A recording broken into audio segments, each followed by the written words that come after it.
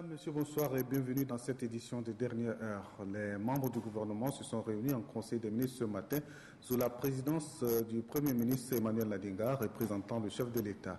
Plusieurs points sont inscrits à l'ordre du jour de ce Conseil des ministres. Le compte rendu de ce Conseil des ministres avec le ministre de l'Information et de la Communication, porte-parole du gouvernement, Hassan Sila Bakari. Compte rendu du Conseil ordinaire des ministres.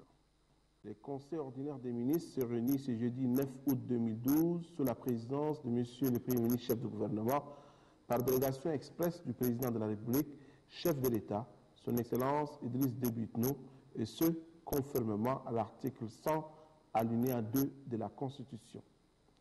Le Conseil a adopté 2 projets de loi, un projet de décret et entendu 2 communications.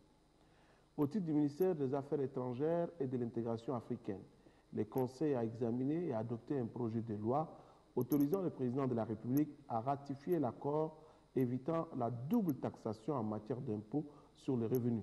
Ces textes entrent dans le cadre de la coopération et des investissements que le Tchad entend entreprendre avec le Qatar. Il prend en compte plusieurs projets communs, notamment le transport maritime et aérien et les capitaux.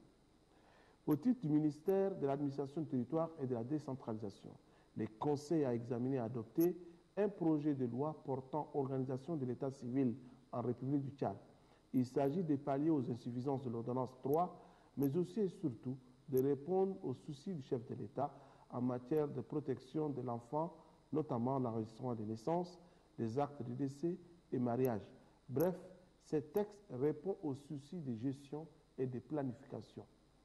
Au titre du ministère des Affaires foncières et du domaine, le Conseil a examiné et adopté un projet de décret portant cession à titre onéreux au profit du Conseil supérieur des affaires islamiques du Tchad d'un terrain situé au quartier Ngabo, en N'Djamena, pour la construction d'un institut pour l'enseignement bilingue dénommé Taïba.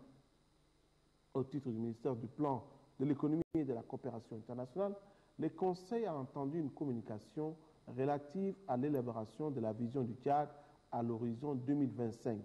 Dans sa communication, le ministre du Plan a indiqué que l'évolution récente du Tchad, marquée par l'engagement du chef de l'État de faire un Tchad un pays émergent en 2025 et les gros investissements opérés dans divers domaines socio-économiques clés, exigent de doter les pays d'un outil de vision stratégique permettant d'assurer une avancée rythmée en cohérence avec les ambitions politiques nationales.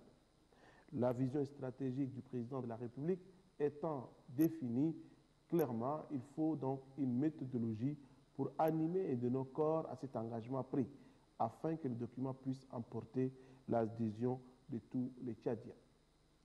Au titre du ministère de la fonction publique et du travail, le Conseil a entendu une communication relative à la situation de la grève déclenchée par l'Union des syndicats du Tchad depuis le 17 juillet 2012. Le ministre a expliqué au Conseil les différentes étapes de négociations avec l'UST et les solutions apportées à certaines revendications. En dépit des efforts faits par le gouvernement en solutionnant les principaux points de revendication, l'UST persiste dans son refus de lever le mot d'ordre des grèves. Compte tenu donc de la persistance de l'UST à vouloir reconduire systématiquement la grève, les mesures suivantes sont prises. 1. L'instauration dans tous les départements ministériels du système de pointage des agents. 2. La prise en charge par l'UST des salaires de ceux des agents qui observent la grève. 3. La valorisation des agents qui ont toujours fait tourner l'appareil de l'État. Et enfin, 4. La réorganisation des services au niveau des hôpitaux en vue de permettre leur fonctionnement normal. Le Conseil a réitéré son soutien au ministre de la fonction publique et lui demande de poursuivre le dialogue. Commencé à 10h15, le Conseil a pris fin à 13h15. Pour célébrer le premier anniversaire de l'investiture du président de la République, Idriss Déby Itno, pour son 4e mandat, un grand banquet a été organisé hier à la Villa des Hôtes. Ce banquet, qui a rassemblé plusieurs personnalités, a été présidé par le Premier ministre Emmanuel Ladinga, représentant le chef de l'État. Le film de la soirée avec Innocent Kilani. Pour ce premier anniversaire de l'investiture pour le 4e mandat, du président de la République Idriss Déby Itno. C'est un banquet qui a été offert aux militants et sympathisants du mouvement patriotique du salut, ainsi qu'aux représentants des partis alliés et les partis de la majorité présidentielle. Président des grandes institutions de la République, diplomates accrédités au Tchad et autres invités de marque ont rehaussé de leur présence la cérémonie. Le Premier ministre Emmanuel Nadingar, représentant le président de la République, et la première dame Inda Déby Itno ont également fait le déplacement de la villa des hôtes. Pour le président du comité d'organisation, ces retrouvailles autour du banquet sont aussi une occasion de communion et d'expression. En d'autres circonstances et sous d'autres cieux, l'on évoquera le repos du guerrier, car après d'amples et acharnées batailles électorales, le mouvement patriotique du salut et ses alliés de la Renaissance pourraient se prévaloir d'un repos mérité après des victoires éclatantes, mais qui nenni. D'autres défis pointent déjà à l'horizon et nous devons nous préparer en conséquence. Le secrétaire général du mouvement patriotique du salut, Haroun Kabadi, a fait un tour d'horizon sur le respect des engagements qui ont été pris par le président de la République, Idriss Déby Itno, de son investiture le 8 août 2011. En prenant les hautes fonctions, Monsieur le Président de la République a dit, je cite, « Le Tchad du 21e siècle doit être une nation riche et industrialisée, forte et digne, occupant une place honorable au sein de l'Afrique et du monde. » Fin de citation. En vous exprimant ainsi, vous reconnaissiez les grands défis que votre nouveau mandat doit relever. Des préalables comme la stabilité politique générée par une paix durable, la paix, la réconciliation et l'unité nationale, des résultats mesurables sur la vie quotidienne de vos compatriotes. Les artistes invités se sont relayés au podium pour rendre plus belle la soirée. L'Orchestre national a même dédié une chanson à ce premier anniversaire.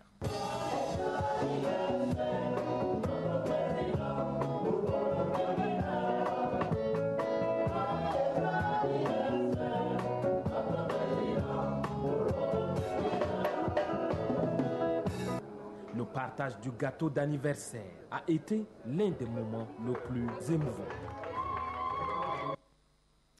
Au cours de ce banquet, le Premier ministre Emmanuel Nadingar, représentant le chef de l'État, a prononcé une allocution.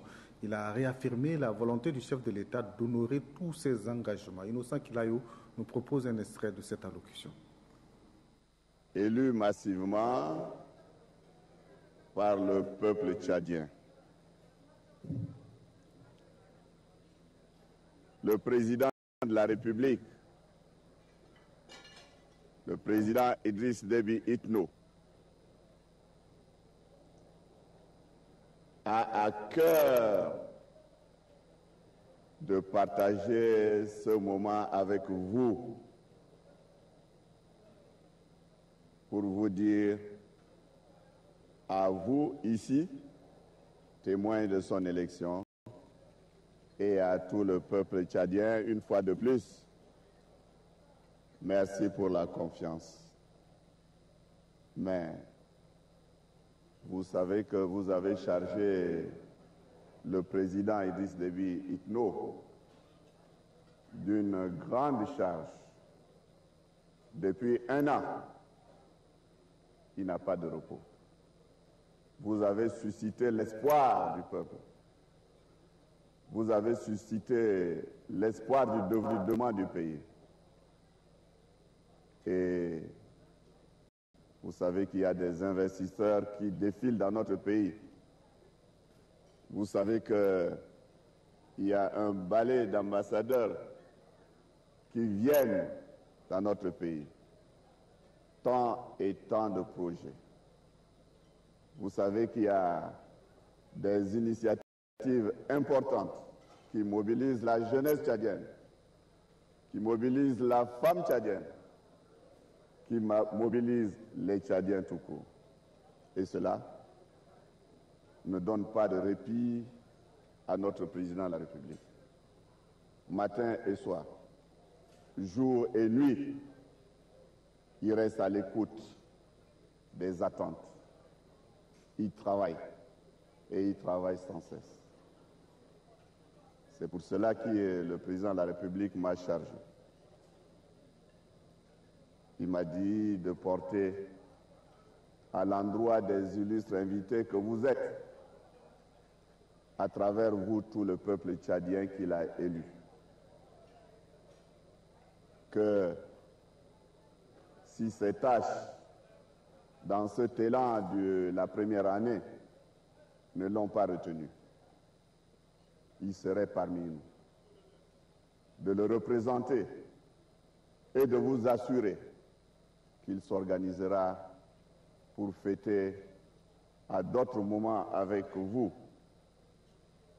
mais qu'il n'a pas oublié que ce moment, qui est une fois de plus la manifestation du témoignage du mandat que le peuple tchadien lui a confié, ce mandat de confiance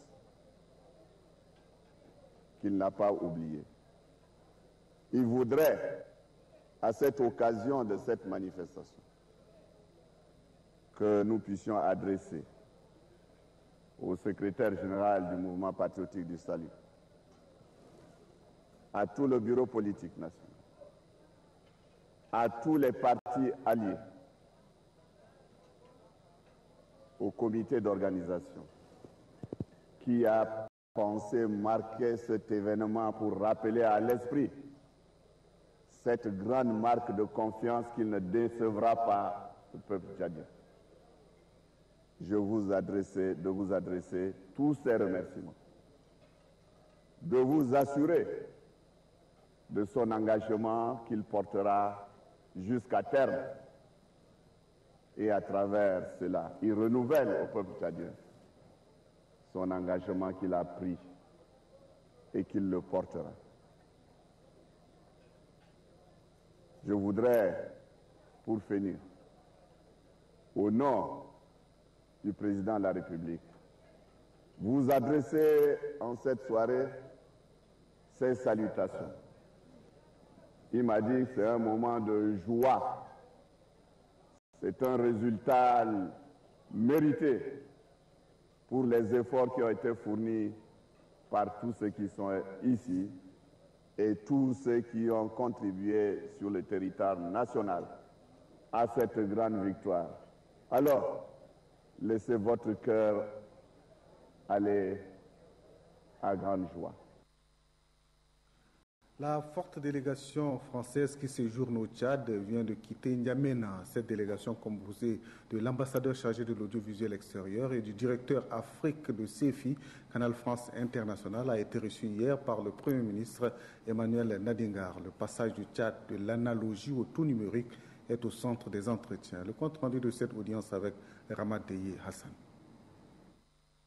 La délégation du sénateur président de l'audiovisuel français et du Canal France International, CFI, est venue échanger et se concerter avec les plus hautes autorités tchadiennes sur l'organisation d'un forum international dans le domaine du numérique au Tchad.